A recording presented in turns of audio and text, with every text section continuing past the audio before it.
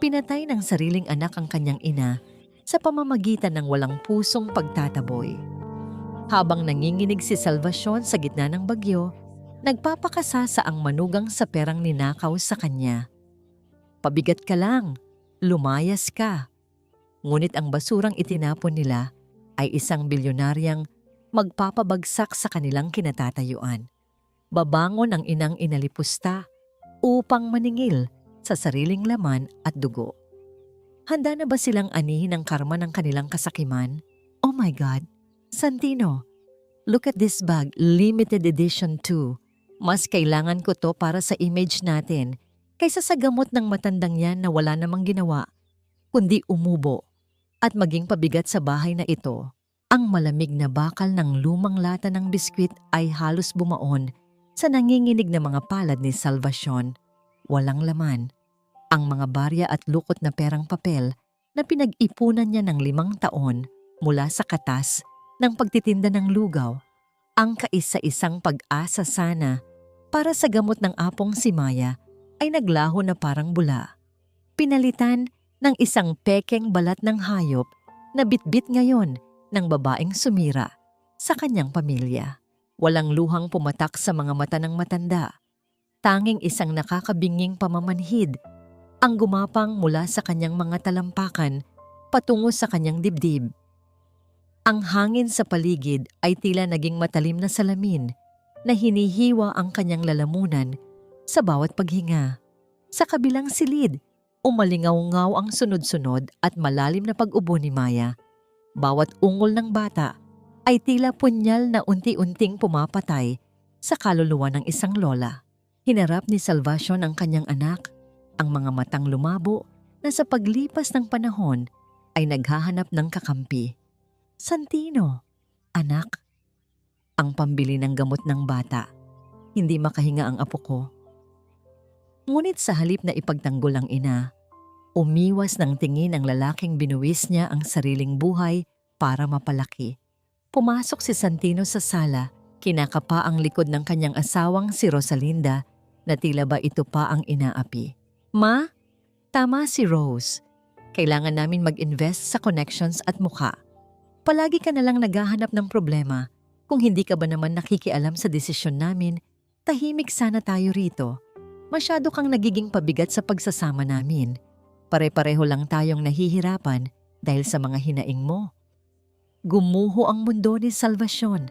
Ang mga salitang yon ay hindi nagmula sa isang estranghero, kundi sa mismong bibig na dati pinakain niya ng mainit na lugaw noong sila ay walang-wala. Kung ganun ka pala ka-stress sa amin, mabuti pang umalis ka na. Gusto namin ng peace of mind. Wala kang ambag dito. Sigaw ni Rosalinda. Walang pag-aalinlangan. Hinablot ni Rosalinda ang luma at punit-punit na maleta ni Salvacion. Hinila niya ang matanda patungo sa pintuan kung saan walang habas na bumabagsak ang ulan at humihiyaw ang hanging dala ng bagyo. Sa isang marahas na tulak, inihagis niya ang maleta sa gitna ng sementadong daanan. Bumuhos ang laman nito sa putikan, ilang lumang baro, isang kalawanging rosaryo, at ang pagkatao ng isang inang inilaan ang lahat para sa kanyang anak. Mula sa nakakalat na gamit, isang lumang litrato ang nahulog at gumulong sa basang lupa. Ito ang larawan ni Santino noong bata pa siya. Nakangiti habang nakasakay sa likod ng kanyang ina. Pinilit ni Salvacion na ihakbang ang kanyang mga nanginginig na tuhod, dahan-dahang yumuko at pinulot ang larawan. Pinunasan niya ang putik na dumikit sa mukha ng kanyang anak gamit ang basang manggas ng kanyang baro. Isang kilos ng pagmamahal na tila hindi kayang burahin ng anumang pang-aalipusta. Tiningala niya ang pintuan habang bumabayo ang malakas na ulan sa kanyang likuran. Nakatayo roon si Santino, nakasilip sa dilim. Nagtama ang kanilang mga paningin. Isang segundong umaasa ang ina na tatakbo ang anak upang yakapin siya at ihingi ng tawad. Ngunit dahan-dahang iniatras ni Santino ang kanyang paa at tuluyang isinara ang pinto. Pinatay niya ang tanging ilaw na nagbibigay ng liwanag sa madilim na pasilyo. Hinayaan ng kanyang ina na lamunin ng lamig at kawalan ng pag-asa. Sa likod ng litratong mahigpit niyang hawak, may isang nakatuping papel na matagal na niyang itinatago sa loob ng lumang lata. Isang lihim na hindi pa niya lubos na nauunawaan mula noong mamatay ang kanyang asawa. Ang lamig ng putik ay unti-unting yumakap sa kanyang pisngi habang napaluhod siya sa gitna ng walang awang unos. Sa kawalan ng lakas at sa gitna ng paglamon ng dilim, isang nakakapasong tanong ang naiwan sa kanyang nagdurugong isipan. Kung mamatay ako ngayon, iiyak kaya ang anak ko? Walang sapin sa paa, nilakbay ni Salvacion ang madilim na kalsada sa gitna ng humihiyaw na bagyo. Ang bawat paghakbang sa magaspang at bahabahang semento ay nag-iiwan ng maliliit na sugat sa kanyang mga talampakan, ngunit hindi na niya alintana ang pisikal na sakit. Mas matalim ang sugat na iniwan ng pagtalikod ni Santino. Mas malamig ang yelo na bumalot sa kanyang puso kaysa sa ulan na walang awang humahampas sa kanyang panginginig na katawan. Ang tanging bitbit niya ay ang basang damit na suot at ang punit na litrato ng anak na nakasiksik sa kanyang dibdib. Na tila ba yun ang huling piraso ng kanyang paghinga? Hindi niya namalayan kung gaano katagal siyang naglakad hanggang sa dalhin siya ng kanyang mga paa sa pamilyar na amoy ng lumang palengke. Nakasara na ang mga tindahan at tanging ang mga asong paggalagala ang sumisilong sa ilalim ng mga trapal.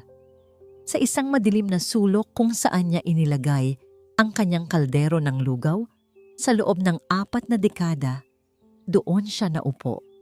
Isinandal niya ang kanyang nanghihinang katawan sa malamig na pader. Tila bumalik ang kanyang gunita, ilang dekada na ang nakalilipas. Dito mismo sa pwestong ito, naramdaman niya ang init ng nagbabagang uling. Dito niya pinatutulog ang batang si Santino sa ibabaw ng mga nakatuping karton habang matiyaga siyang naghihiwa ng bawang at sibuyas. Ang init ng nakaraan ay sadyang mapanukso dahil sa kasalukuyan, tanging ang panginginig ng kanyang mga panga at ang pamamanhid ng kanyang mga daliri ang kanyang kasama. Isang sinag ng liwanag mula sa isang flashlight ang biglang tumapat sa kanyang mukha. Isang matandang babae na may balot na plastik sa ulo ang nagmamadaling lumapit.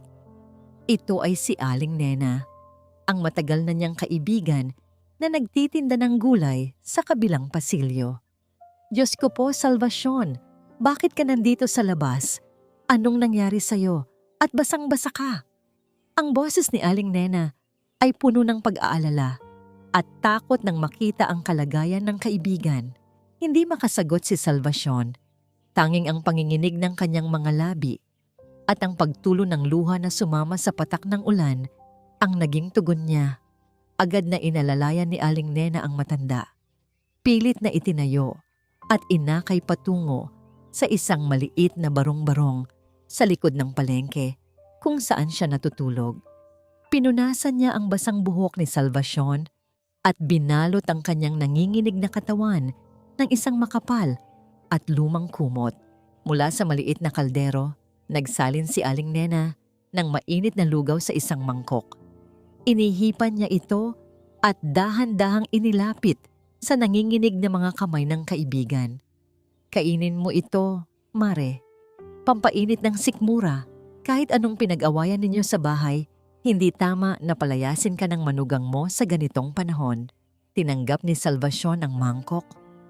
Ang init ng porselana ay nagbigay ng kaunting ginhawa sa kanyang naninigas na mga palad. Sumubo siya ng kaunti. Ngunit sa kalagitnaan ng kanyang pag-ubos sa lugaw, napansin ni Aling Nena ang isang tahimik na gawi. Dahan-dahang inuusog ni Salvacion ang mga maliliit na piraso ng karne at nilagang itlog sa isang gilid ng mangkok. Hindi niya ito kinakain. Bakit mo isinasantabi ang laman? Kainin mo iyan. Kailangan mo ng lakas. Naguguluhang tanong ni Aling Nena. Tinitigan ni Salvacion ang mangkok. Ang kanyang mga mata ay blangko at puno ng kalungkutan. Itatabi ko to para kay Santino. Paborito niya ang laman Kailangan niyang kumain ng marami para lumaki siyang malakas. Napatakip ng bibig si Aling Nena upang pigilan ang paghikbi. Kahit itinapon na parang basura, kahit muntik nang mamatay sa lamig ng bagyo, ang isip at puso ng isang ina ay nanatiling nakatali sa anak na nanakit sa kanya. Ang pagmamahal na ito ay tila isang sumpa na hindi kayang hugasan ng kahit anong lakas ng ulan. Habang inaayos ni Aling Nena ang higaan para kay Salvacion, napadako ang kanyang paningin sa maliit na siwang ng bintana. Sa labas, sa kabila ng madilim at bahabahang eskinita ng palengke, may isang makintab at mahabang itim na sasakyan na dahan-dahang gumagapang sa tubig. Ang mga bintana nito ay madilim, mistulang may hinahanap sa gitna ng disoras ng gabi. Walang mayayaman na nagagawi sa lugar na yon, lalo na sa gitna ng masungit na panahon. Bago pa man makapagsalita si Aling Nena, napalingon siya nang makitang nabitawan ni Salvacion ang hawak na mangkok. Dumausdos ang porselana sa sahig, kasabay ng pagbagsak ng katawan ng matanda sa papag. Ang matinding lagnat na kanina pa, pinipigilan ng kanyang mahinang katawan, ay tuluyan ng sumakop sa kanyang sistema. Ang kanyang mga mata ay nakadilat, ngunit nawalan ng malay. Tarantang lumabas ng barong-barong si Aling Nena, sumisigaw at humihingi ng tulong sa mga natutulog na kargador. Kasabay ng pagguhit ng malakas na liwanag ng kidlat sa kalangitan, isang matinis at nagmamadaling daing ng sirena ng ambulansya ang umalingaw-ngaw mula sa malayo, papalapit sa naghihingalong puso sa gitna ng bagyo. Kinaumagahan, sa ilalim ng maaliwalas na sikat ng araw na tila walang bakas ng marahas na bagyo kagabi, nakatayo si Rosalinda sa harap ng kanilang bahay. Nakasuot siya ng magarang bestida, nakikipag-usap sa mga usiserang kapitbahay na nagtataka kung bakit wala ang matandang laging nagwawalis sa kalsada. May hawak siyang tasa ng kape habang maarteng inaayos ang kanyang buhok. Ay naku, umuwi muna sa probinsya ang biyenan ko. Alam niyo na, stressful daw masyado ang city life para sa mga kasing edad niya. Binigyan ko ng malaking pocket money para makapagbakasyon ng maayos at makapag-relax. Ang malakas at mayabang na pahayag ni Rosalinda na umabot hanggang sa kabilang kalsada. Sa loob ng bahay, nakatayo si Santino malapit sa pintuan. Ang kanyang paningin ay nakapako sa isang pares ng lumang tsinelas na naiwan sa gilid ng hagdan, ang tsinelas na suot-suot ng kanyang ina araw-araw. Isang kurot ng konsensya ang gumapang sa kanyang dibdib. Pumasok si Rosalinda at napansin ang pananahimik ng asawa. Agad niyang nilapitan si Santino at hinaplos ang braso nito. "Babe, huwag kang magpa-guilty dyan. Look around. Ang luwag-luwag na ng bahay natin. Finally, makakahinga na tayo. Ginawa natin ito para sa future natin at para kay Maya. Masyado na siyang toxic sa mental health nating mag-asawa. Magiging okay din ang matandang yon. Sanay yon sa hirap." Ang mga matatamis ngunit nakalalasong salita ni Rosalinda ay muling nagpalubog sa anumang natitirang kabutihan sa puso ni Santino. Unti-unting tumango ang lalaki, pilit na ibinabaon sa limot ang imahe ng kanyang ina sa gitna ng ulan. Sa kabilang dako ng lungsod, malayo sa ingay ng mahihirap na komunidad, dahan-dahang iminulat ni Salvacion ang kanyang mga mata.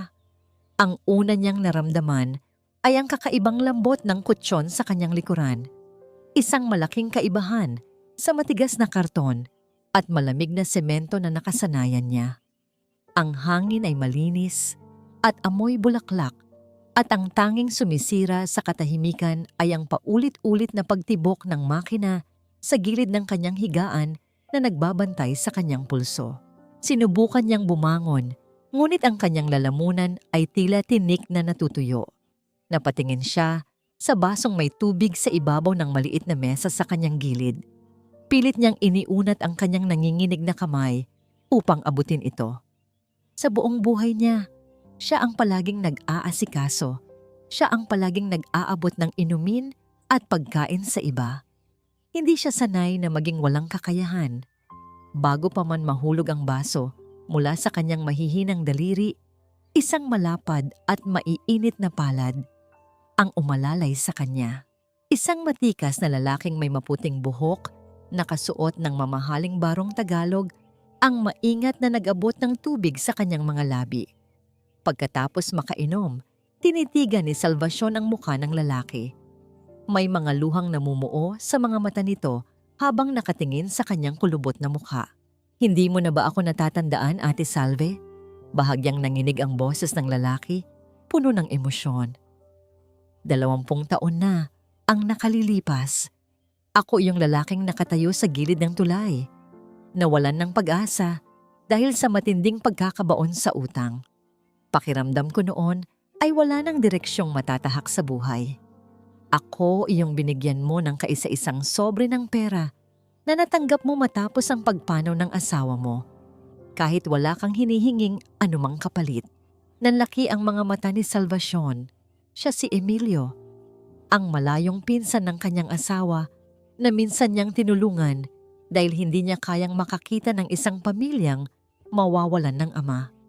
Ngayon, kilala ang lalaking ito bilang Don Emilio Vergara, ang bilyonaryong nagmamay-ari ng isa sa pinakamalaking kumpanya ng pagkain sa buong bansa. Mula sa likuran ni Don Emilio, humakbang palapit ang isang lalaking nakasuit, si Attorney Lorenzo Cruz. May hawak siyang isang bagay na pamilyar kay Salvacion, ang kanyang kalawanging lata ng biskwit. "Nakuha po namin ito mula sa maleta ninyo na nabasa sa ulan kagabi nang makita namin kayo sa palengke." Magalang na paliwanag ng abogado. Pilit na binuksan ni Attorney Cruz ang kinakalawang na takip ng lata at inilabas ang isang gusot at naninilaw na papel na matagal nang nakatago sa likod ng lumang litrato ni Santino.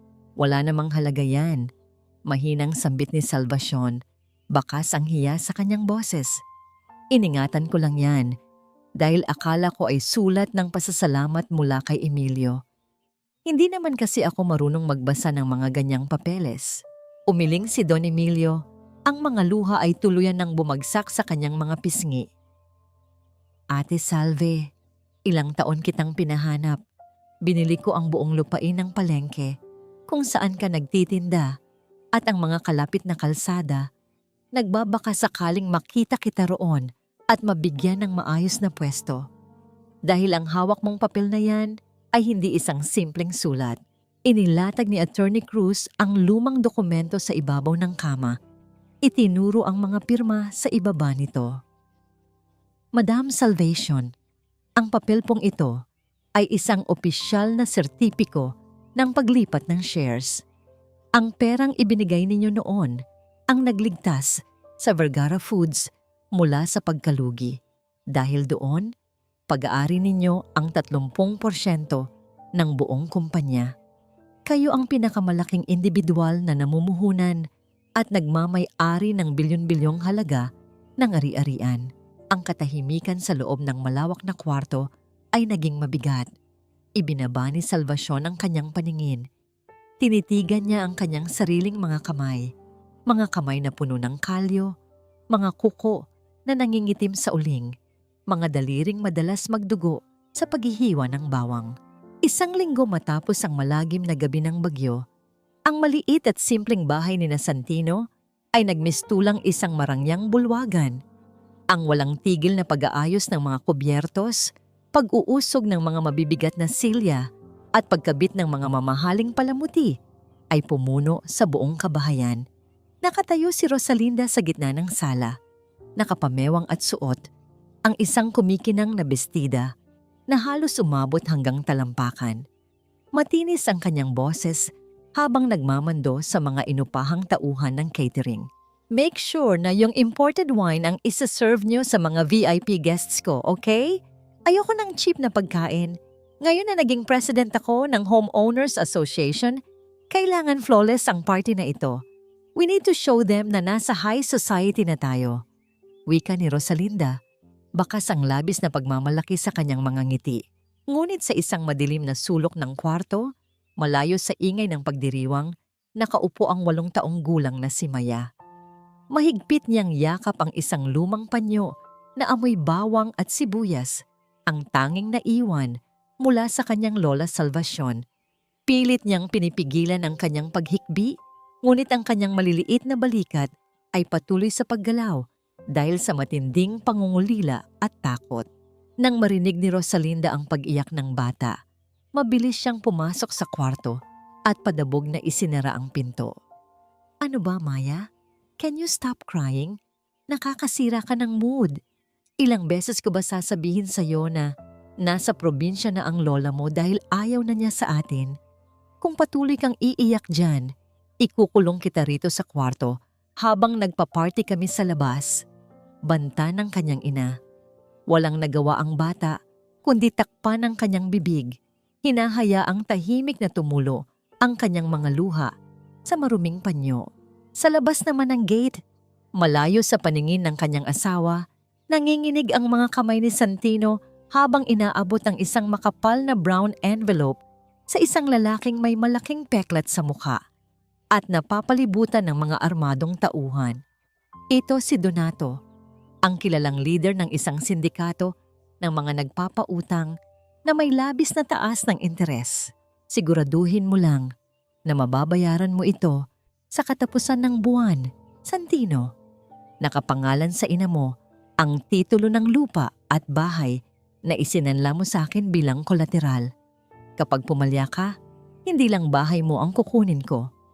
Malamig na babala ng lalaki bago tuluyang sumakay sa kanyang sasakyan. Lihim na napalunok si Santino. Alam niyang isang malaking sugal ang kanyang ginawa. Ngunit hindi niya kayang biguin ang asawang patuloy na naghihingi ng karangyaan. Ang lahat ng mga pangyayaring ito ay hindi nakalampas sa matatalas na mata ng mga investigador na inupahan ni Don Emilio. Sa loob ng tahimik at eksklusibong suite ng ospital sa Maynila, inilapag ni Attorney Lorenzo Cruz ang mga litrato sa ibabaw ng mesa. Nakaupo si Salvacion sa kanyang silya, hawak ang isang mainit na tsaa habang maingat na pinakikinggan ang ulat ng abogado. "Madam Salvacion, ginamit po ni Santino ang titulo ng inyong bahay upang umutang ng malaking halaga sa isang mapanganib na sindikato para lamang ponduhan ang luho ng kanyang asawa," paliwanag ni Attorney Cruz. Hindi ang balita tungkol sa bahay o sa pera ang nagpabigat sa dibdib ni Salvacion. Ang kanyang mga mata ay nanatiling nakapako sa isang partikular na litrato na kuha mula sa malayo. Ang larawan ng apong si Maya na nakadungaw sa bintana. Payat, namumutla, at tila nawalan na ng sigla. Dahan-dahang hinaplos ng nanginginig na daliri ni Salvacion ang mukha ng bata sa papel.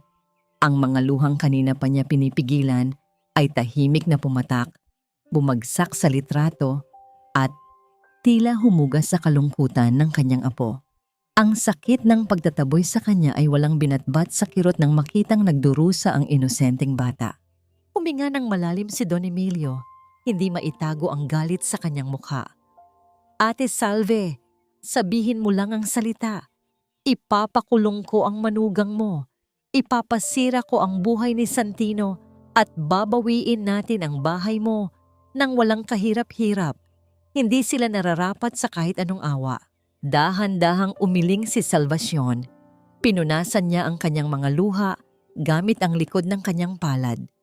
May namuong kakaibang tapang sa kanyang mga mata na hindi kailanman nakita ng sinuman noong siya ay nagtitinda pa lamang ng lugaw.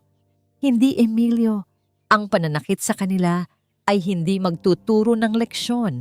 Kung gagamit tayo ng dahas, lalabas lamang tayong pareho sa kanila. May iba akong plano. Bumaling siya sa abogado. Tumango si Attorney Cruz. Tila naiintindihan ang nais mangyari ng matanda.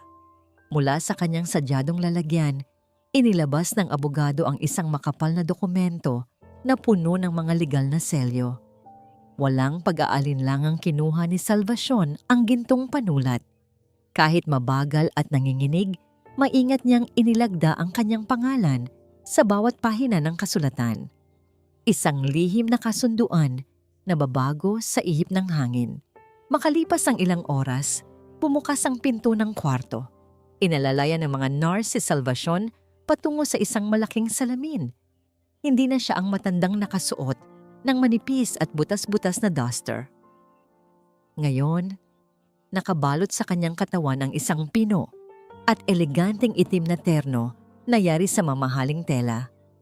Ang kanyang buhok ay maayos na nakapusod at ang kanyang tindig ay tuwid at puno ng dignidad.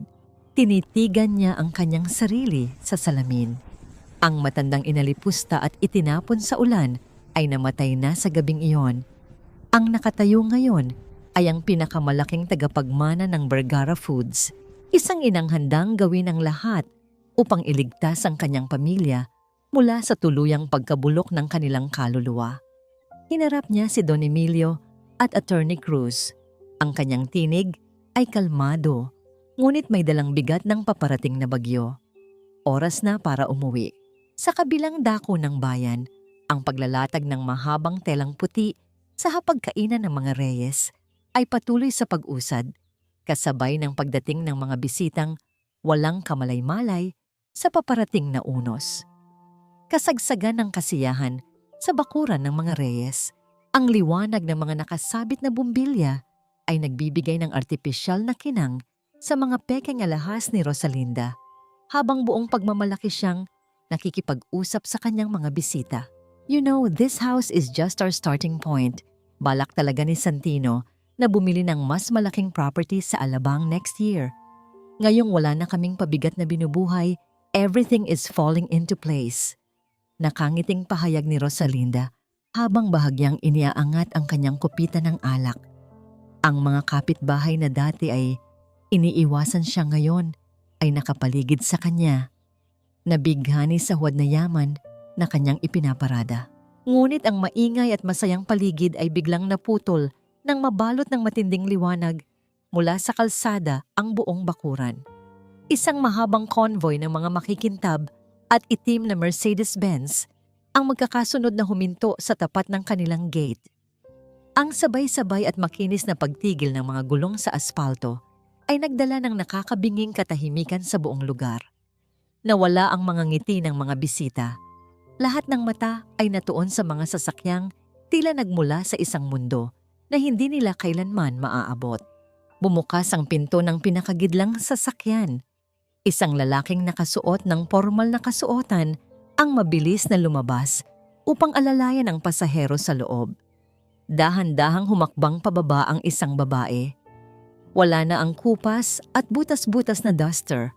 Wala na ang nakayukong likod at ang mga matang laging nagmamakaawa. Nakatayo ngayon sa ilalim ng liwanag ang isang ginyang na nakasuot ng napaka-eleganteng itim na terno. Ang buhok ay maayos na nakapusod at ang bawat galaw ay sumisigaw ng kapangyarihan at dignidad. Bumagsak ang kopita mula sa mga nanginginig na daliri ni Rosalinda. Nagkadurog-durog ang manipis na kristal nang tumama sa semento at ang pulang alak ay gumapang na tila dugo sa kanyang mga paanan.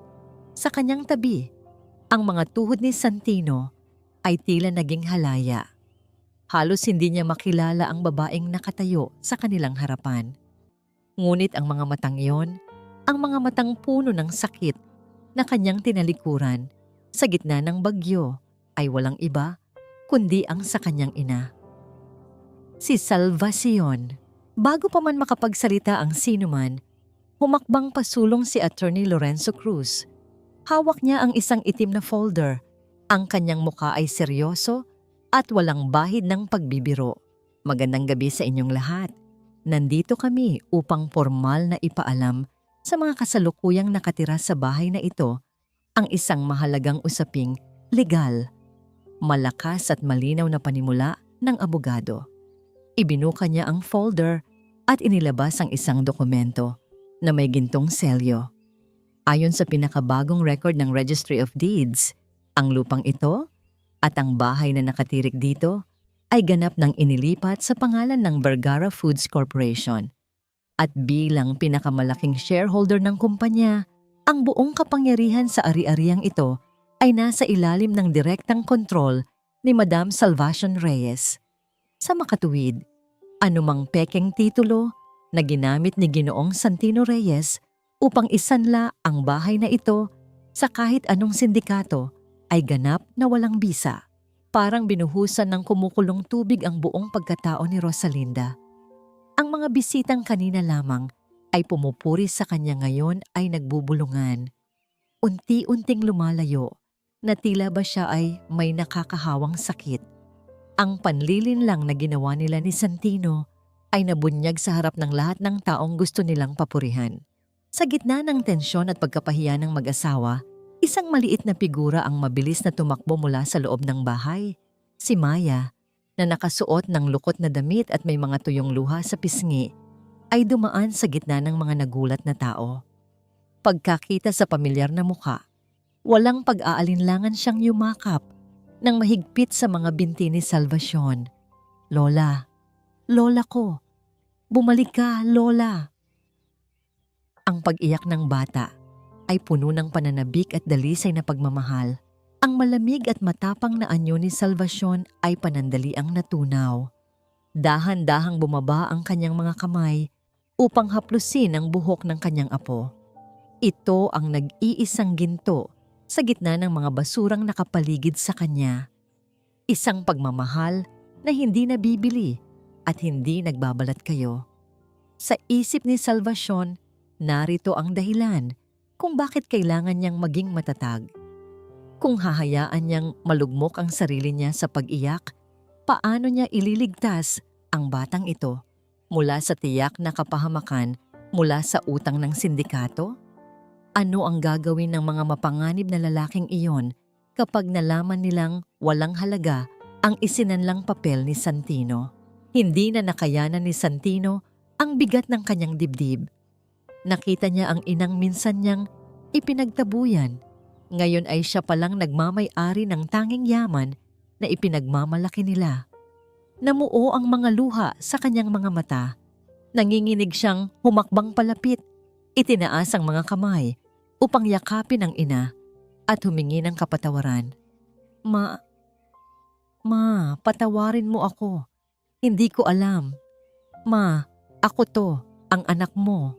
Akmang yayakapin na niya si Salvacion, ngunit mabilis at mariin na itinaas ng ginang ang kanyang kamay upang pigilan siya sa paglapit. Ang paningin ni Salvacion ay kasing lamig ng yelo na bumaon sa puso ng kanyang anak. "Sino ka?" Ang boses ni Salvacion ay hindi nanginginig. Walang bakas ng awa. Tanging purong puot ng isang pusong napagod ng umasa. "Wala akong anak na pumapatay sa sariling ina." Tila nakalimutang huminga ng lahat. Ng mga matang nakasaksi sa kaganapan, naiwan ang paligid sa isang nakakabinging katahimikan habang ang bigat ng mga salitang iyon ay patuloy na umaalingaw-ngaw sa hangin. Nangibabaw ang labis na kaba sa dibdib ni Rosalinda. Ang kanyang pagmamataas ay mabilis na gumuho at napalitan ng isang desperadong pagtatangka na baligtarin ang sitwasyon. Gamit ang kanyang pamilyar na matamis, ngunit mapanlinlang na tono. Dahan-dahan siyang lumapit kay Salvacion, pilit na gumagawa ng mga pekeng luha sa kanyang mga mata. Mami Salve, misunderstanding lang po ang lahat ng ito. Alam niyo naman po na dala lang ng matinding stress kaya ko nasabi iyon nung gabing umuulan.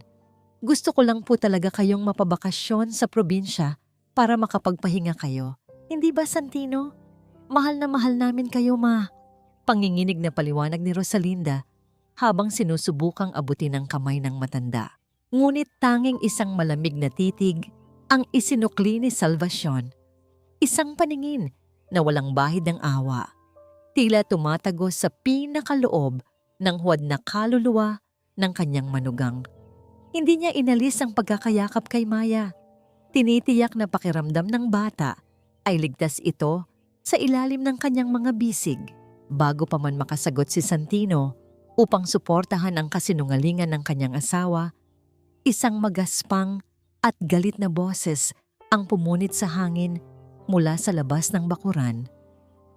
Dumating si Donato kasama ang kanyang mga armadong tauhan. Nakarating na pala sa sindikato ang balita mula sa Registry of Deeds na walang bisa ang titulong ginamit ni Santino. Marahas na hinawi ng mga tauhan ni Donato ang mga natitirang bisita at walang pag-aalinlangang kinwelyuhan ang leader ng sindikato, ang nanginginig na si Santino. Niloloko mo ba ako, Santino? Akala mo ba makakalusot ka sa pagbibigay sa akin ng basurang papel? Buhay mo ang kapalit ng perang kinuha mo sa akin. Ang nanggigigil na banta ni Donato habang itinataas ang kamao upang saktan ng lalaki. Tumili si Rosalinda at napaupo sa semento dahil sa labis na takot. Sa isang mahinahon ngunit may awtoridad na kumpas ng kamay, pinigilan ni Salvacion ang gulo. Humarap si Attorney Lorenzo Cruz at inabot sa nagulat na si Donato ang isang tseke na naglalaman ng buong halaga ng utang ni Santino, kasama na ang interes. Nang makita ang malaking halaga at ang pirma ng sikat na Vergara Foods, mabilis na binitawan ni Donato si Santino. Nagpakawala ito ng isang mapanguyam ng ngiti bago inutusan ang kanyang mga tauhan na lisanin ng lugar. Napaiyak si Santino sa halong takot at ginhawa. Tumingala siya sa kanyang ina. Ang akala niya ay narito si Salvacion upang iligtas sila mula sa kapahamakan. Salamat, Ma. Alam kong hindi mo kami matitiis. Huwag mong isipin na ginawa ko yon para iligtas ka. Matalim na pagputol ni Salvacion, ang kanyang tinig ay tila yelo na dumagan sa balikat ng kanyang anak. Binayaran ko ang utang ninyo hindi dahil mahal ko kayo, kundi dahil gusto kong bilhin ang karapatan kong palayasin kayo sa pamamaraan na gusto ko. Wala kayong dadalhin kahit isang hibla ng damit mula sa bahay na ito. Hinigpitan ni Salvacion ang hawak sa kamay ni Maya. Sasama sa akin ang bata. Hindi ko hahayaan na lumaki siya sa pangangalaga ng mga magulang na walang ibang alam kundi kasakiman. Aangal sana si Rosalinda. Ngunit ang mariing pag-iling at seryosong mukha ng mga tauhan ni Don Emilio ang nagpatahimik sa kanya. Mula sa itim na folder ni Attorney Cruz, kinuha ni Salvacion ang isang gusot at murang kulay kayumangging sobre. Walang atubili niya itong inihagis sa dibdib ni Santino. Bumagsak ito sa semento. Ano ito, Ma? Nanginginig na tanong ni Santino. Titulo ng isang maliit at tigang na lupa sa malayong lalawigan. Malamig na tugon ng ginang. Walang kuryente roon. Walang malinis na tubig na dumadaloy. Walang magagarang gamit. Mabuhay kayo roon. Gamit ang inyong sariling pawis at dugo. O mamatay kayo sa gutom. Kayo ang pipili. Tinalikuran na ni Salvacion ang mag-asawa. Inaalalayan si Maya patungo sa naghihintay na sasakyan. Ngunit bago tuluyang humakbang palayo, huminto siya ng bahagya sa gilid ni Santino. Sa isang mabilis, tahimik at lihim na galaw na hindi napansin ng iba, isinilid ni Salvacion sa loob ng bulsa ng lumang jacket ni Santino ang isang maliit na bote ng gamot sa hika. Hindi ito para gamitin, kundi isang pipi, ngunit napakabigat na paalala kung sino ang tinalikuran nito at kung para kanino siya dapat magpakatao muli. Sumakay si Salvacion at Maya sa sasakyan.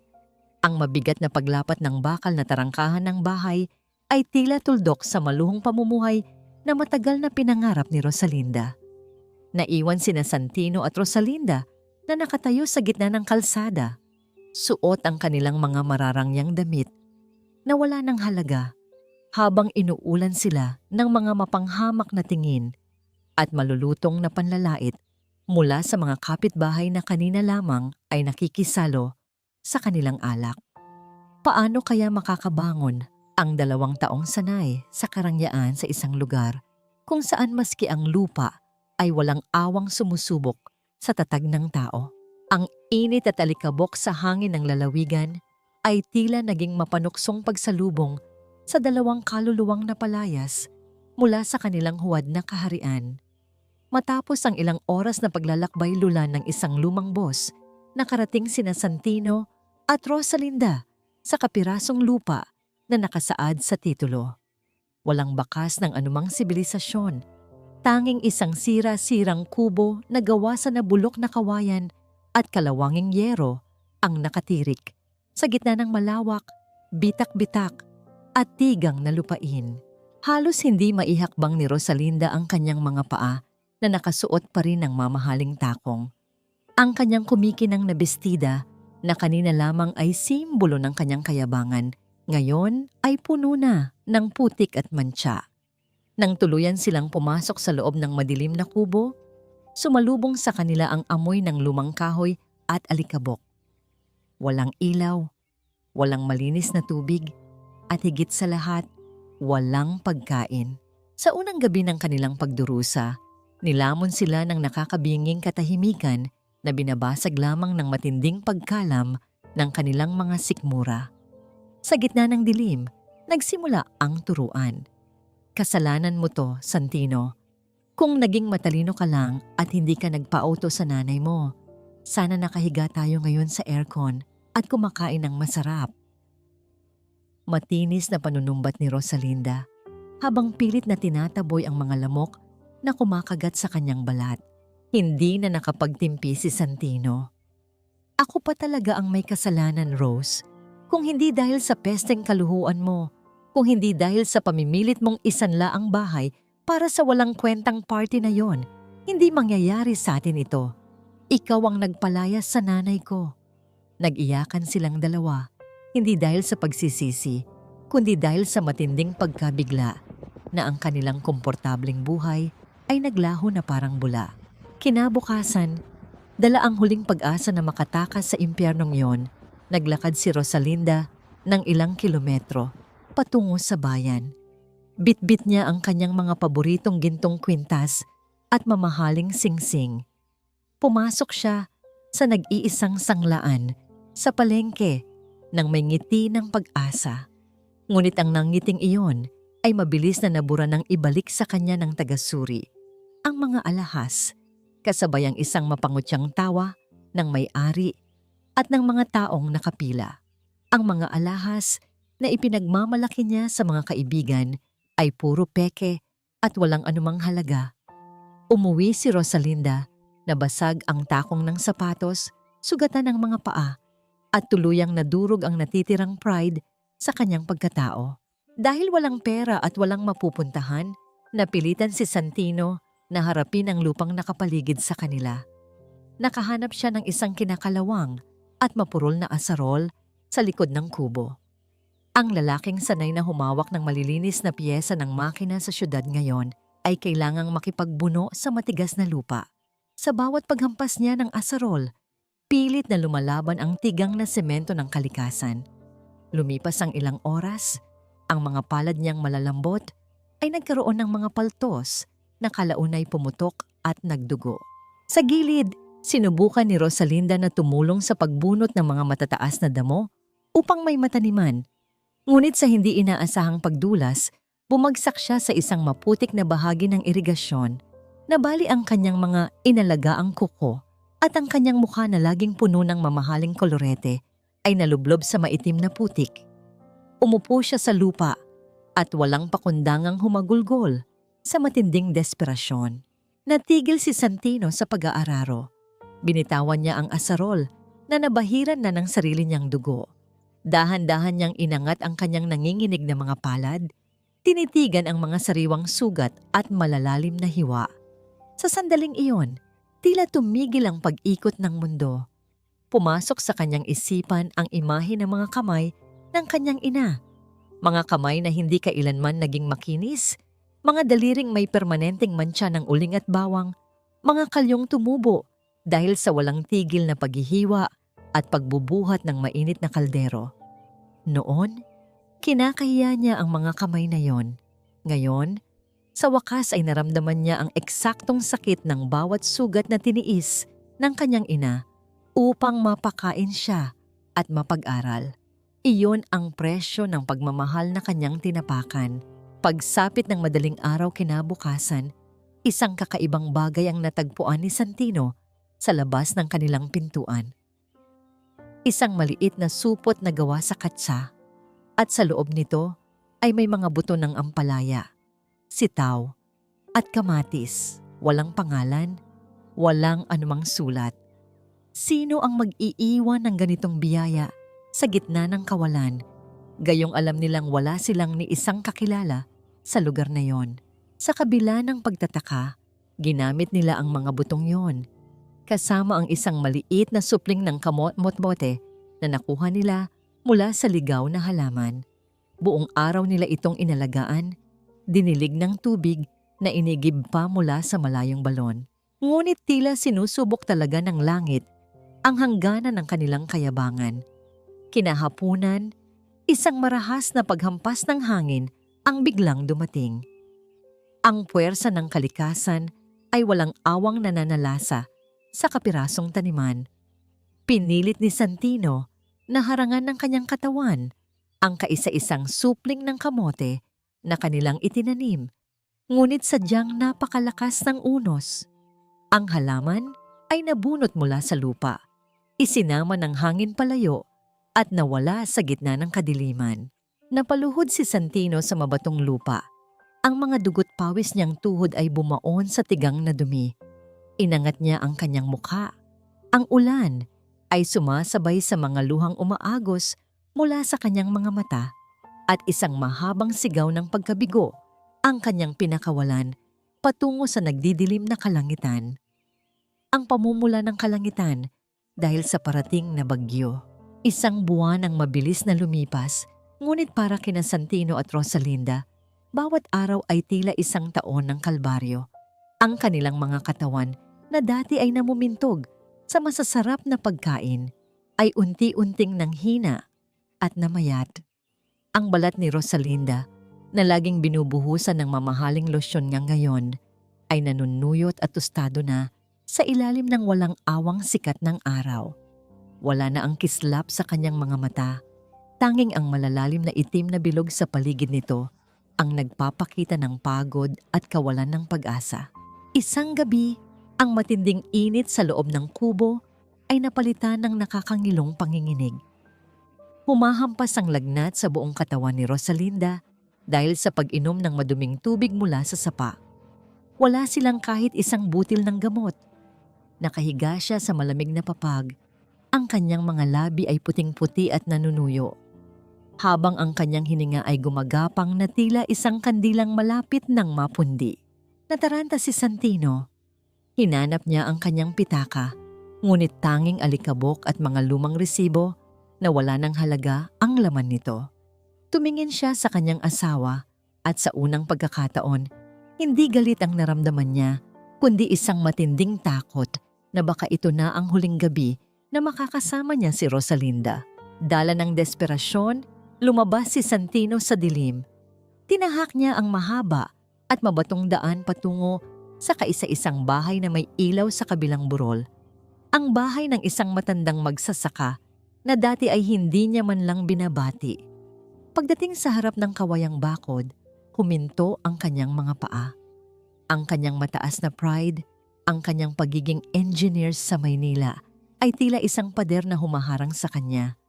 Ngunit nang marinig niya sa kanyang isipan ang mahinang ungol ng asawa, tuluyan nang gumuho ang kanyang pagmamataas. Dahan-dahan siyang lumuhod sa harap ng pintuan ng matanda. "Mang Tino, parang awa niyo na po. May sakit ang asawa ko. Wala kaming kahit ano. Baka po meron kayong kahit kaunting lugaw para lang maglaman ang sikmura niya." Ang boses ni Santino ay pumiyok, basag sa hiya at panghihina. Ang mata ng magsasaka na nakamasid lamang sa kanya ay tahimik na tumalikod at bumalik sa loob. Makalipas ang ilang minuto, lumabas ito bitbit ang isang lumang mangkok na porselana na may mainit na lugaw. Walang karne, walang itlog, tanging malapot na kanin na may kaunting luya at asin. Dinala ni Santino ang mangkok pabalik sa kanilang kubo nang may matinding pag-iingat. Tila ba ito ang pinakamahalagang kayamanan sa mundo? Maupo siya sa tabi ni Rosalinda at dahan-dahang inangat ang ulo nito. "Rose, kain ka muna. Kahit kaunti lang," bulong ni Santino. Habang sinusubuan niya ang nanginginig na asawa, biglang tumulo ang isang mainit na luha mula sa mga mata ni Santino, bumagsak sa puting lugaw. Ang bawat subo na ibinibigay niya kay Rosalinda ay tila isang sampal ng katotohanan sa kanyang buong pagkatao. Naalala niya ang kanyang ina. Naalala niya kung gaano karaming beses siyang pinaghandaan ng lugaw ni Salvacion tuwing siya ay may sakit at kung gaano niya iyon binaliwala at tinawag na pagkaing mahirap. Ngayon, ang pagkaing mahirap na yon ang tanging bagay na naglalayo sa kanila sa kamatayan. Patawad, Rose. Hikbi ni Santino habang hinahaplos ang tuyong pisngi ng asawa. Patawad dahil naging mahina ako. Patawad dahil hinayaan kong maging ganito tayo. Ngayon ko lang naintindihan. Ngayon ko lang naramdaman ang hirap na dinaanan ni nanay para lang mabuhay ako. Si Rosalinda, sa gitna ng kanyang panghihina, ay dahan-dahang iminulat ang kanyang mga mata. Inabot niya ang kamay ni Santino. Ang kanyang mga daliri ay mahigpit na humawak sa mga kalyo ng asawa. Patawarin mo rin ako, Santino. Napakadamot ko. Akala ko pera ang magpapasaya sa atin. Pero tignan mo, sa dulo, tanging tayo lang ang magkasama sa gitna ng hirap. Sa sandaling iyon, ang puot at sisi sa pagitan nilang dalawa ay tuluyan ng natunaw. Pinalitan ng isang tapat at masakit na pag-amin sa kanilang mga pagkakamali. Wala silang ibang sandigan kundi ang isa't isa at ang anino ng isang inang labis nilang sinaktan. Habang nagpapahinga ang dalawa sa ilalim ng liwanag ng isang maliit na gasera, napansin ni Santino ang isang bagay na nakabaon sa ilalim ng punong mangga malapit sa kanilang bintana na tila nahukay ng malakas na ulan kagabi. Isang maliit na kahon na may nakasabit na lumang sulat. Dahan-dahang kinuha ni Santino ang papel. Ang tinta ay malabo na at kalahati nito ay nabura na ng tubig. Ngunit ang bawat salita na natitira ay tila isang bulong mula sa nakaraan. Binuklat ni Santino ang naninilaw na papel ng may nanginginig na mga daliri. Ang bawat salitang natitira sa gitna ng mga mantsa ng tubig ay tila mga bulong na nagmumula sa kailaliman ng lupa. Hindi ito isang sumpa, hindi ito paniningil. Ito ay isang panalangin na isinulat ni Salvacion noong mga panahong hirap na hirap silang dalawa. Anak, anuman ang mangyari sa bukas, ang tanging hiling ko sa may kapal ay huwag kang pababayaan. Kahit dumating ang araw na hindi mo na ako kailangan, sana ay huwag mong kalimutan na ang bawat patak ng pawis ko ay alay ko sa iyong kaligtasan. Nanlambot ang mga tuhod ni Santino. Ang bawat letra ay tila isang latigo na humahampas sa kanyang konsensya. Sa gitna ng kanyang kasakiman, sa gitna ng kanyang pagtalikod, ang tanging iniisip pa rin ng kanyang ina ay ang kanyang kapakanan. Ang pakiramdam ng utang na loob ay hindi na lamang isang obligasyon, kundi isang mabigat na pasanin na nagpaluhod sa kanya sa gitna ng kubo. Humagulgol siya, hindi dahil sa gutom, kundi dahil sa matinding hiya na ngayon lamang bumalot sa kanyang buong pagkatao. Mula sa gabing iyon, nagbago ang lahat. Nang sumunod na umaga, hindi na bumangon si Santino ng may reklamo. Binitbit niya ang asarol ng may bagong layunin. Ang bawat paghampas niya sa matigas na lupa ay hindi na para sa sariling yaman, kundi bilang isang sakripisyo upang patunayan na may halaga pa ang kanyang buhay. Ang kanyang mga kalyo ay naging makapal. Ang kanyang balat ay naging kasing kulay ng lupa. Ngunit sa unang pagkakataon, ang kanyang mga mata ay naging malinaw. Hindi rin nagpahuli si Rosalinda. Isinantabi na niya ang kanyang mga pangarap na mamahaling damit at kolorete. Pinatali niya ang kanyang buhok gamit ang isang lumang panyo, kumuha ng tabak, at nagsimulang tumulong sa paglilinis ng mga damo. Ang kanyang mga daliri na dati ay sanay lamang sa pagpindot ng cellphone at paghawak ng alak, ngayon ay puno na ng sugat at dumi. Ngunit sa halip na umiyak, tahimik siyang nagtatrabaho sa tabi ng kanyang asawa. Magkasabay nilang ibinaon ang mga buto ng gulay sa malambot na bahagi ng lupa na kanilang pinaghirapang bungkalin.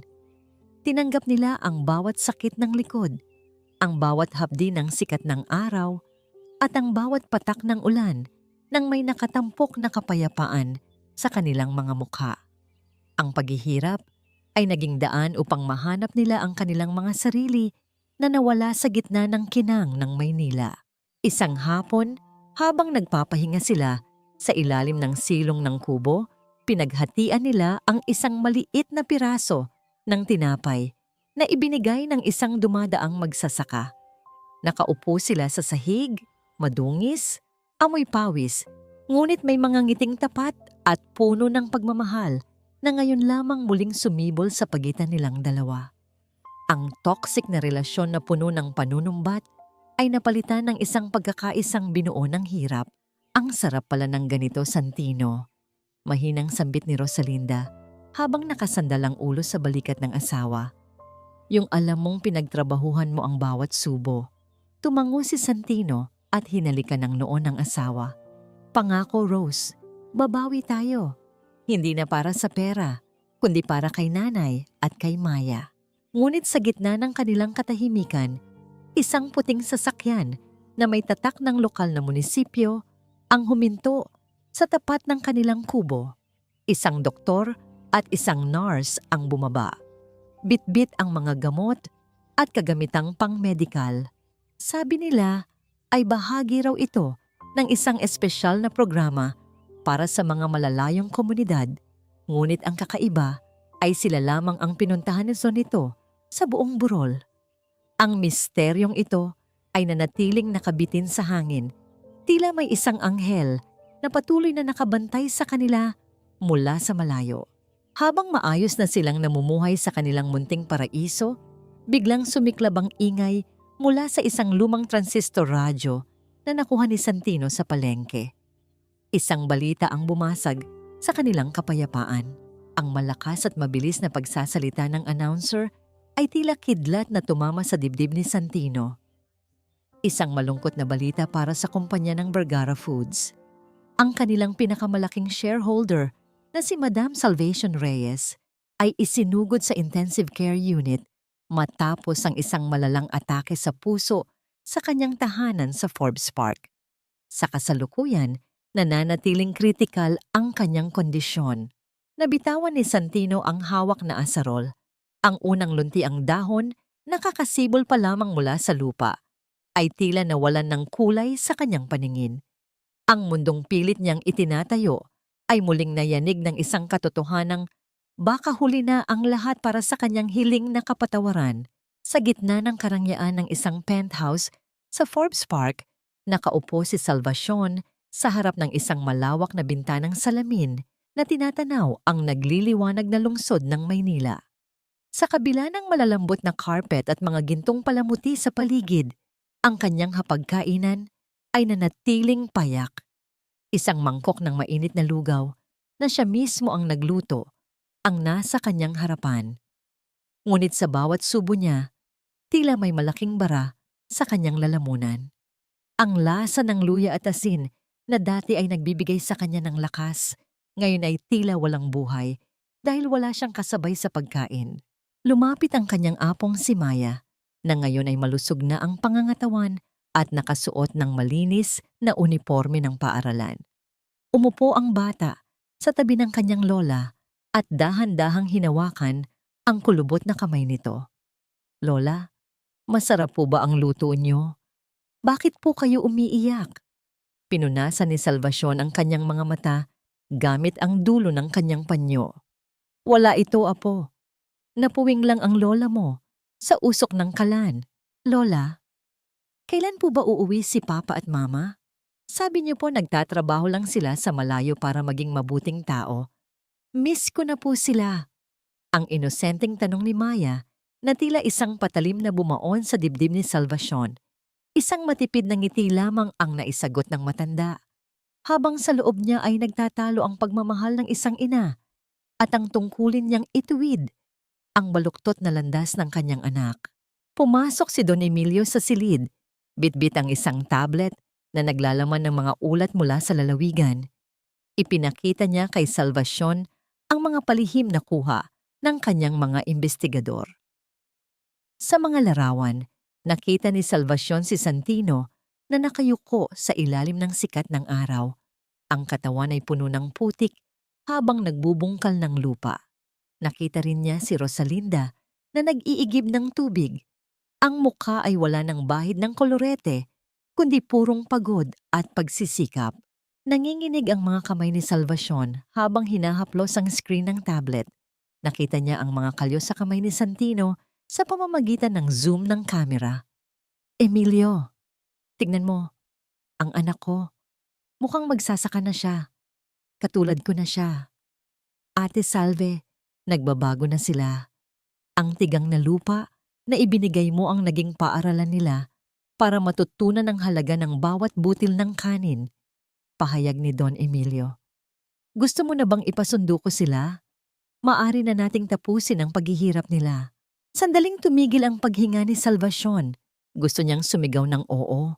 Gusto niyang yakapin ang kanyang anak at sabihing sapat na ang lahat ng sakit.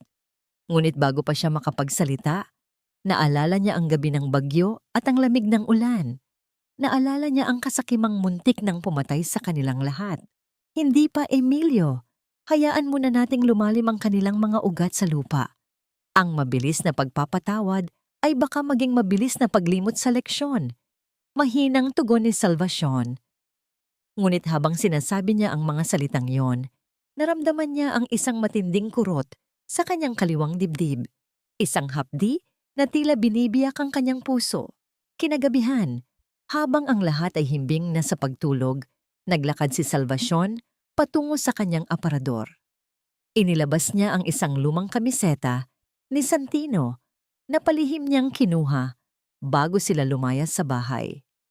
Inilapit niya ito sa kanyang ilong, pilit na inaamoy ang huling bakas ng presensya ng kanyang anak.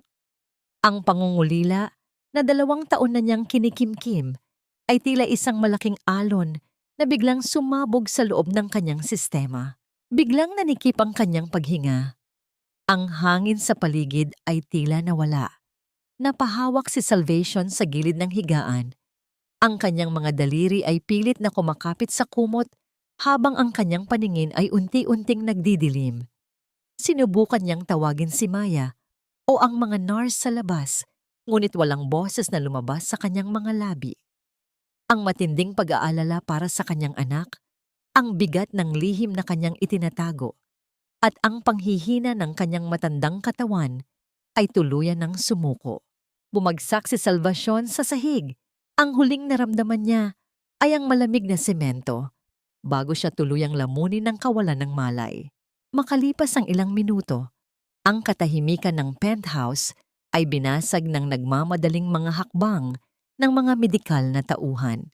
Ang monitor na nagbabantay sa kanyang puso ay naglabas ng isang mahaba at tuwid na tunog. Hudyat na ang tibok na nagmahal nang labis ay tumigil na sa pag-ikot. Ang mga doktor ay nagsimulang gumamit ng mga kagamitan upang muling buhayin ang matanda. Habang sa labas ng pintuan, ang iyak ni Maya ay umaalingaw-ngaw sa buong pasilyo. Ang bawat segundo ay tila isang karera laban sa kamatayan. Habang sa malayong lalawigan, ang radyong hawak ni Santino ay patuloy na naglalabas ng static na tunog. Tila nagbabadya ng isang masamang balita na hindi pa handang tanggapin ng sinuman. Lumipas ang 2 taon. Ang tigang at bitak-bitak na lupain, na dati ay tila sumusumpa sa sinumang tumapak dito, ay isa ng luntiang paraiso sa ilalim ng dapit hapon.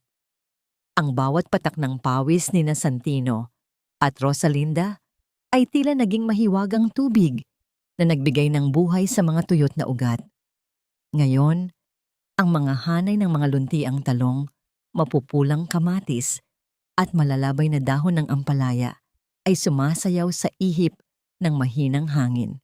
Nakatayo si Santino sa gitna ng taniman, hawak ang isang basket na yari sa kawayan. Ang kanyang mga balikat ay naging malapad at matigas dahil sa araw-araw na pagbubuhat, at ang kanyang balat ay tila naging kakulay na rin ng lupang kanyang pinagmulan. Maingat niyang pinuputol ang mga pinakamagandang bunga ng kanyang pinaghirapan. Wala na sa kanyang isip ang kintab ng mga piyesa ng makina. Ang tanging mahalaga sa kanya ay ang bawat butil ng buhay na sumisibol mula sa kanyang mga palad. Lumapit si Rosalinda mula sa munting kubo. Bitbit ang isang baso ng malamig na tubig. Wala na ang kanyang mga mamahaling kolorete at matitingkad na damit. Ang kanyang muka ay hubad. Tanging ang mga bakas ng sikat ng araw at ang isang tapat na ngiti ang nagpapaganda sa kanya. Inabutan niya ng inumin ng asawa at dahan-dahan niyang pinunasan ang pawis sa noo ni Santino gamit ang kanyang sariling bimpo. Ang ganda ng ani natin ngayon, Santino. Siguradong mabilis itong mauubos sa palengke sa bayan. Mahinang sambit ni Rosalinda. Ang kanyang boses ay wala ng bakas ng inis. Tanging ang kapayapaan ng isang babaeng natagpuan ang tunay na halaga ng buhay sa gitna ng pagiging payak. Ito ang bunga ng paghihirap natin, Rose. Ngayon ko lang naintindihan na ang tunay na yaman ay hindi nasa bangko, kundi nasa mga kamay na marunong magbungkal at mag-alaga. Sagot ni Santino habang tinititigan ang kanyang mga palad na puno ng kalyo at gasgas. Dinala nila ang kanilang mga ani sa palengke ng bayan.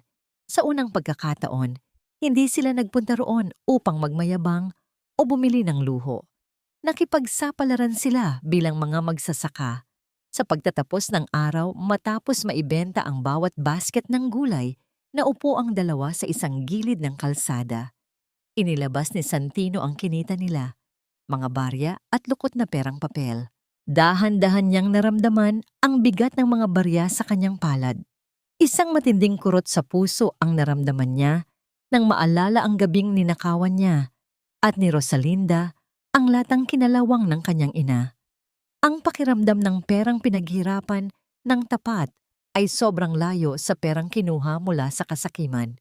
Inilagay niya ang pera sa isang maliit na lata, tila isang ritual ng pag-alala at paggalang sa sakripisyo ni Salvation. Ngunit ang tahimik na sandali ng kanilang tagumpay ay biglang bumasag nang mapansin ni Santino ang isang grupo ng mga tao na nagkakatipon sa harap ng isang tindahan ng telebisyon sa palengke. Ang balita ay tungkol sa isang kilalang personalidad sa Maynila. Hala, kawawa naman si Madam Salvacion. Ang bait pa naman daw niyon at maraming tinutulungan sa mga charity. Wika ng isang al na katabi nila. Agad na nanigas ang buong katawan ni Santino. Mabilis siyang lumapit at nakipagsiksikan sa mga tao. Doon, sa maliit na screen, nakita niya ang imahe ng Forbes Park at ang nagmamadaling paglabas ng isang ambulansya mula sa isang malaking gate. Ang announcer ay nagsasalita ng may halong lungkot. Sa huling ulat mula sa ospital, nananatiling kritikal at walang malay ang bilyonaryong si Madam Salvacion Reyes ng Vergara Foods. Ayon sa mga doktor, ang kanyang puso ay labis na nanghina at kasalukuyang nasa ilalim ng life support. Ang kanyang apong si Maya at ang malapit na kaibigang si Don Emilio Vergara ay hinihiling ang panalangin ng lahat para sa kanyang mabilis na paggaling. Nabitawan ni Santino ang hawak niyang lata. Kumalat ang mga barya sa semento, lumilikha ng isang malungkot na tunog ng pagkakalampag, ngunit hindi na niya ito nilingon. Ang kanyang mundo ay muling gumuho, ngunit sa pagkakataong ito, hindi dahil sa kawalan ng pera, kundi dahil sa takot na baka ang huling alaala sa kanya ng kanyang ina ay ang kanyang pagiging isang walang pusong anak. Rose, si Nanay. Kritikal si Nanay. Nanginginig na sabi ni Santino, ang kanyang mga mata ay puno ng luhang hindi na mapigilan. Hindi na sila nag-isip pa. Iniwan ni Santino ang mga natitirang ani at ang perang pinaghirapan sa mesa ng palengke. Tumakbo siya ng mabilis, halos lumipad ang kanyang mga paa sa maalikabok na kalsada patungo sa terminal ng bus. Ang kanyang bawat paghinga ay tila isang dalangin, habang ang kalangitan ay unti-unti nang nagdidilim at nagbabanta ng isang malakas na buho ng buhos ng ulan, tila nakikiramay sa bigat ng kanyang pagsisisi. Aabot ba ang huling bus pa Maynila ngayong gabi? Ang bawat patak ng ulan sa bubungan ng bus terminal ay tila mga palasong bumabaon sa dibdib ni Santino habang hinihintay ang huling biyahe patungong Maynila. Sa gitna ng kanyang pagmamadali kanina sa palengke, naiwan niya ang latang naglalaman ng kanilang pinaghirapang pera. Ang tanging hawak niya ngayon ay ang ilang barya sa kanyang bulsa at ang suot niyang lumang relos, isang relos na dati ay ipinagmamalaki niya bilang simbolo ng kanyang pagiging engineer. Ngunit ngayon ay wala ng halaga, kundi bilang pambayad sa kanyang pagsisisi. Nang makalapit ang konduktor, nanginginig ang boses ni Santino. "Boss, kulang po ang barya ko. Pero pakikuha na lang po itong relos ko. Parang awa nyo na. Kailangan ko lang makarating sa Maynila. Naghihingalo ang nanay ko." Tinitigan ng konduktor ang madungis na anyo ni Santino. Ang kanyang mga kuko na may itim na dumi ng lupa, ang kanyang damit na amoy pawis at araw, at ang mga matang puno ng desperasyon. Sa gitna ng ingay ng makina ng boss, kinuha ng konduktor ang relos at binigyan siya ng tiket nang walang imik. Umupo si Santino sa dulo, isinandal ang kanyang ulo sa bintana, at hinayaang lamunin ng dilim ng gabi ang kanyang mga luha. Sa bawat pag-alon ng bus sa bahabahang kalsada, paulit-ulit na umaalingaw-ngaw sa kanyang isipan ang kanyang sariling tinig. Noong gabing itinaboy niya ang kanyang ina. "Pabigat ka lang. Masyado kang nagiging pabigat sa amin." Ang mga salitang iyon ay tila mga buhay na uod na kumakain sa kanyang kaluluwa. Noon, si Salvacion ang nasa labas, basang-basa sa ulan, habang siya ay nasa loob ng komportableng bahay. Ngayon, siya ang nasa labas, nagmamakaawang makapasok sa mundo ng kanyang ina bago pa tuluyang sumara ang pinto ng pagkakataon. Sa kabilang dako, sa maliit na kapilya, sa lalawigan, nakaluhod si Rosalinda sa malamig na semento. Wala siyang suot na kahit anong alahas, at ang kanyang mga kamay na dati ay sanais sa paghawak ng mamahaling kopita ngayon ay magkayakap sa isang taimtim na panalangin. "Panginoon, huwag niyo po muna siyang kunin," hikbi ni Rosalinda sa harap ng isang kandilang unti-unti nang nauubos. "Hayaan niyo po kaming humingi ng tawad ng harapan. Handa ko pong ibigay ang lahat ng natitira sa akin, maging ang sarili kong buhay, basta makita lang namin siyang muling dumilat." Ang kanyang pagsisisi ay hindi na lamang para sa kanyang sarili, kundi para sa pamilyang sinira ng kanyang kasakiman. Pagdating sa Maynila, hindi na nag-aksaya ng panahon si Santino. Pagbaba ng bus, tumakbo siya sa gitna ng matinding traffic ng EDSA. Hindi niya inalintana ang mga busina ng sasakyan at ang mga mapanghusgang tingin ng mga taong nakasuot ng malilinis na baro. Para siyang isang baliw na humahabol sa sarili niyang hininga. Pagdating niya sa harap ng isang naglalakihang gusali ng ospital na yari sa salamin at bakal, hinarang siya ng 2 security guard. "Saan ang punta mo, boss? Bawal ang pulubi rito." Pigil ng isang gwardiya habang itinutulak palayo ang madungis na si Santino. Hindi lumaban si Santino. Sa halip, dahan-dahan siyang bumagsak sa kanyang mga tuhod sa harap ng mga gwardiya, sa gitna ng maraming taong nanonood. "Hindi po ako pulubi. Anak po ako ng pasyente sa loob. Parang awa niyo na po. Kahit patayin niyo na ako pagkatapos, hayaan niyo lang akong makita ang nanay ko. 1 minuto lang po." Ang eksenang iyon, isang lalaking amoy lupa, sugatan ang mga kamay, at nakaluhod sa gitna ng karangyaan, ay nakuha ang atensyon ng isang lalaking pababa mula sa kanyang sasakyan. Si Don Emilio. Mabilis itong lumapit at nanlaki ang mga mata nang makilala ang anak ni Salvacion. "Santino?" Gulat na sambit ni Don Emilio. Nakita niya ang pagbabago sa anyo ng lalaki, hindi ang panlabas na anyo, kundi ang lalim ng pighati sa kanyang mga mata. Sa isang kumpas ng kamay ni Don Emilio, pinatuloy si Santino. Sumakay sila sa elevator patungo sa pinakamataas na palapag.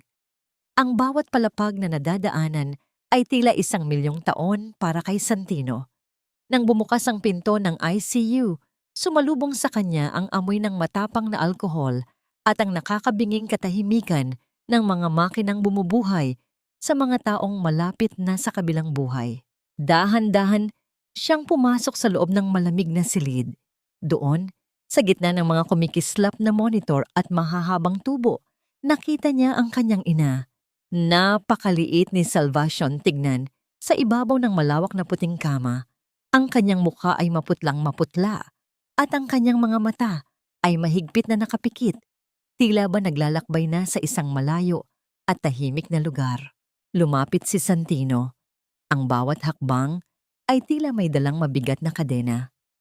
Hindi niya alam kung paano hahawakan ng kanyang ina nang hindi ito nadudumihan ng kanyang mga kamay na galing sa bukid. Ang dahan-dahang pagbukas ng pinto ng ICU ay tila hudyat ng pagtatapos ng isang mahabang paglalakbay ng pighati. Ang amoy ng alkohol at gamot sa malamig na silid.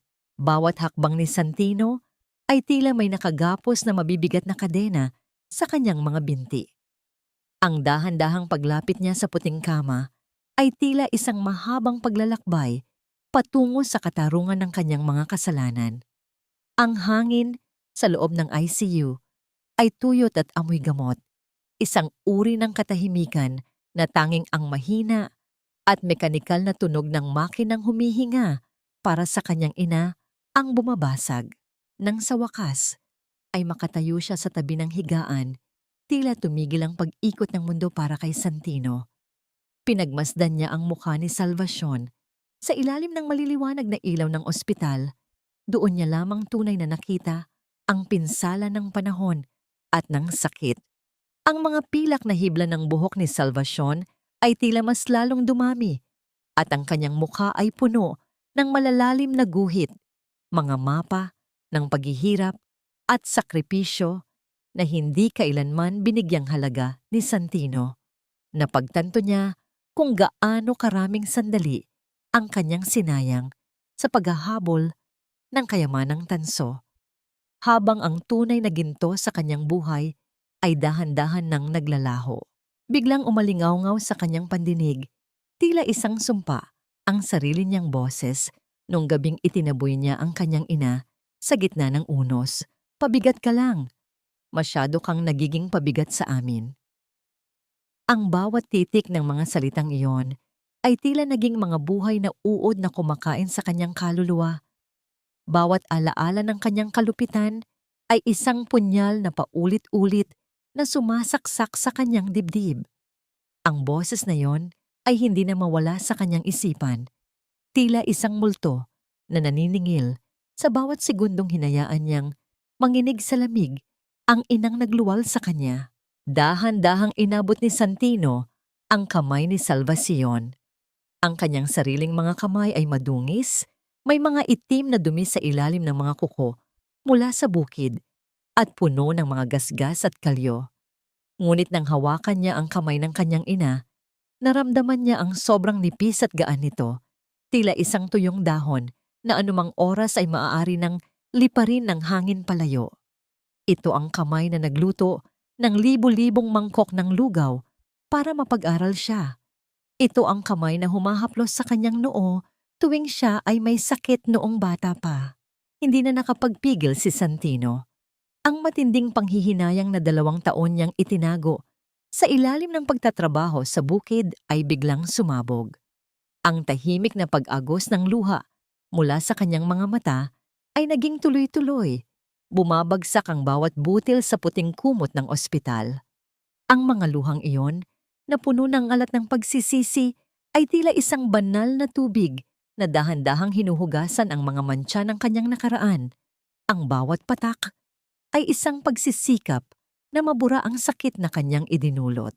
Inay, Inay, gising na po, bulong ni Santino. Ang boses ay basag at halos hindi marinig. Nandito na po ako. Patawarin niyo po ako. Nagbago na po ako, Inay. Tingnan niyo po ang mga kamay ko.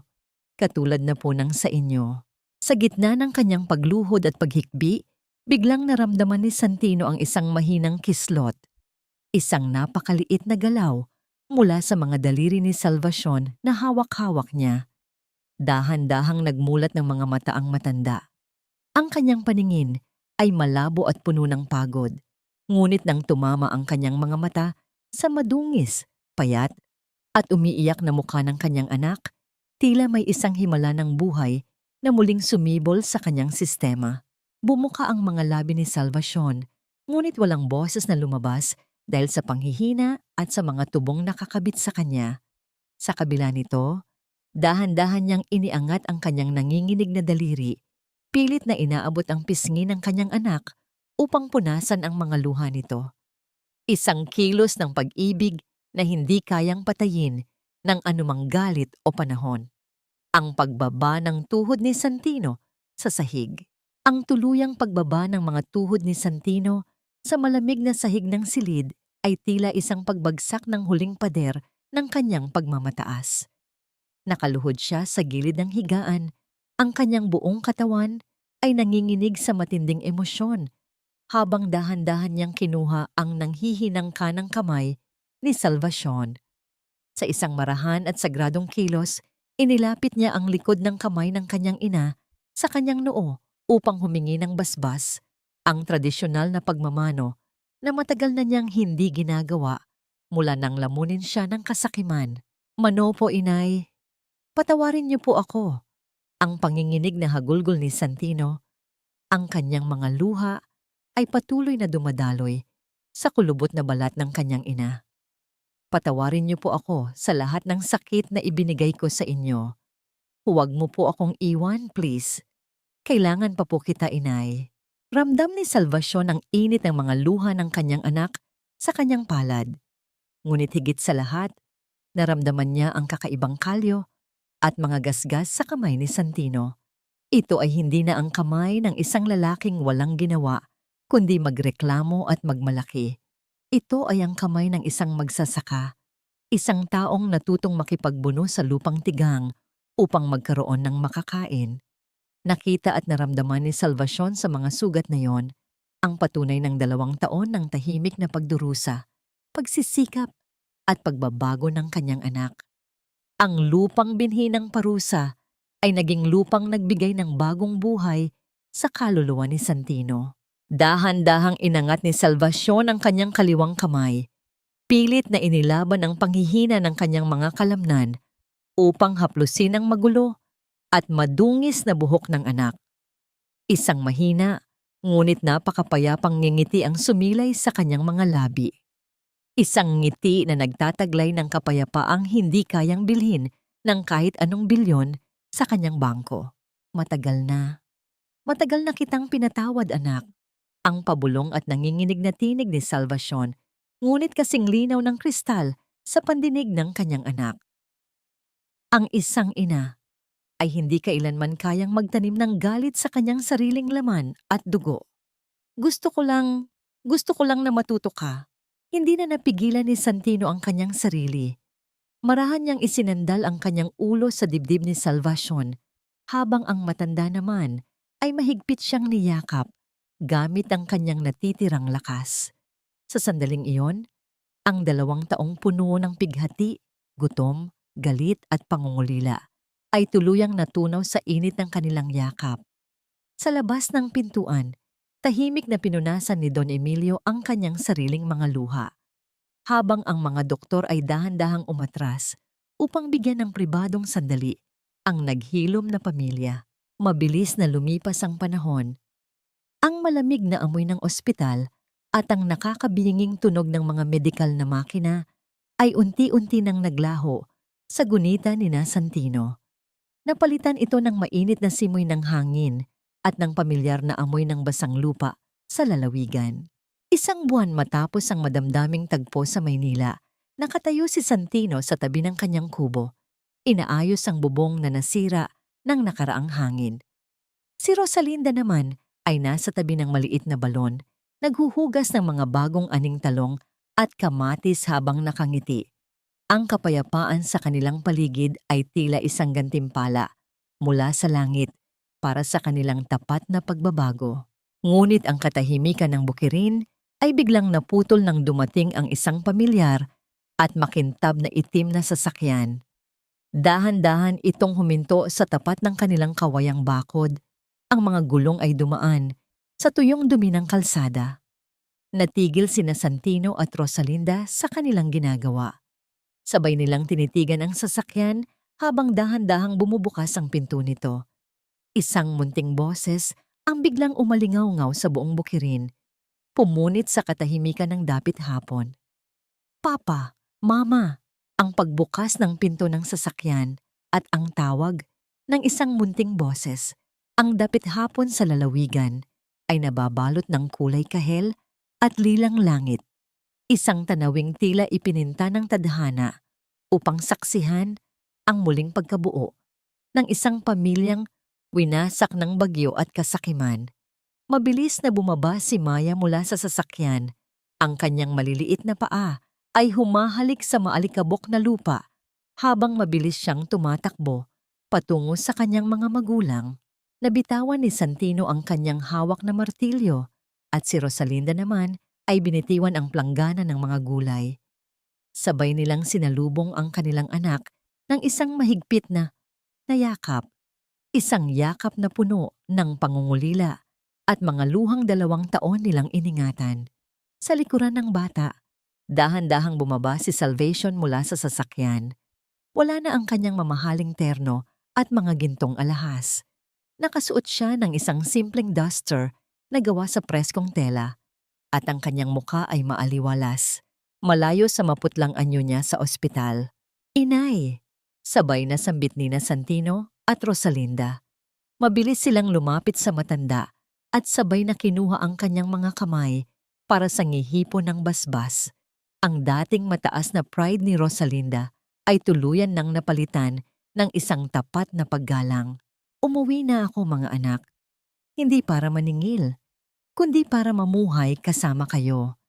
Mahinang wika ni Salvacion habang hinahaplos ang mga pisngi ng kanyang mga anak. Ipinapaubaya ko na kay Emilio ang pamamahala sa kumpanya sa Maynila. Mas gusto ko rito. Mas malapit sa amoy ng lupa. Mas malapit sa tunay na buhay. Pumasok silang lahat sa munting kubo. Sa loob, ang mesa ay puno ng mga sariwang ani mula sa kanilang bukirin. Ngunit ang pinakasentro ng kanilang hapunan ay ang isang malaking kaldero ng mainit na lugaw na si Rosalinda mismo ang nagluto. Ang usok mula sa kaldero ay nagdadala ng pamilyar na init at amoy ng luya at bawang. Ang amoy na dati ay kinasusuklaman ni Rosalinda, ngunit ngayon ay itinuturing na niyang pinakamahalagang bango sa mundo. Habang sabay-sabay silang kumakain mula sa iisang hapag, tinitigan ni Salvacion ang kanyang anak at manugang. Nakita niya ang mga kalyo sa kanilang mga kamay at ang pagiging payak ng kanilang pamumuhay. Ang lupang binigay niya bilang parusa ay naging isang banal na paaralan kung saan natutunan nila ang tunay na kahulugan ng pagsisikap.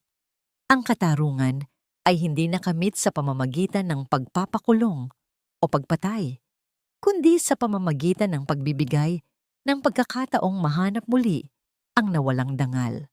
Ang sarap pala ng lugaw kapag kasama ang pamilya. No, inay? Nakangiting sabi ni Santino habang sinusubuan ng kanyang anak na si Maya. Tumango si Salvacion. Ang kanyang mga mata ay nagniningning sa kaligayahan. Ang lugaw ay hindi lamang pagkain ng mahirap, anak. Ito ang pagkain ng mga taong marunong magmahal at magsakripisyo. Ngayon, masasabi ko na sa wakas ay mayaman na talaga tayo.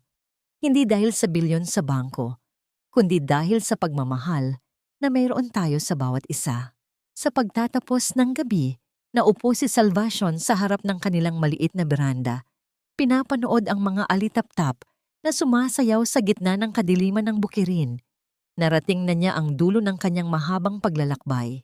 Ang katanungan kung napatawad na ba niya ang kanyang anak ay nasagot na ng bawat haplos at bawat ngiting pinagsasaluhan nila.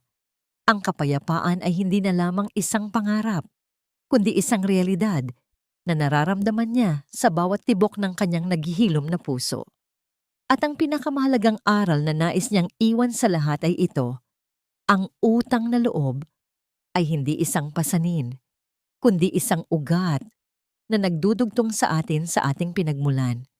Ang tunay na yaman ay ang pagkakataong masabi sa iyong mga magulang na mahal mo sila habang may panahon pa.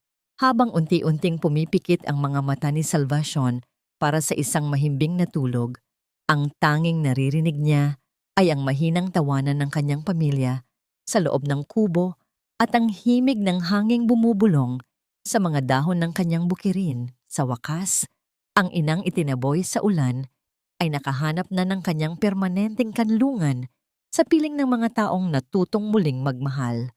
Liwanag sa bukirin,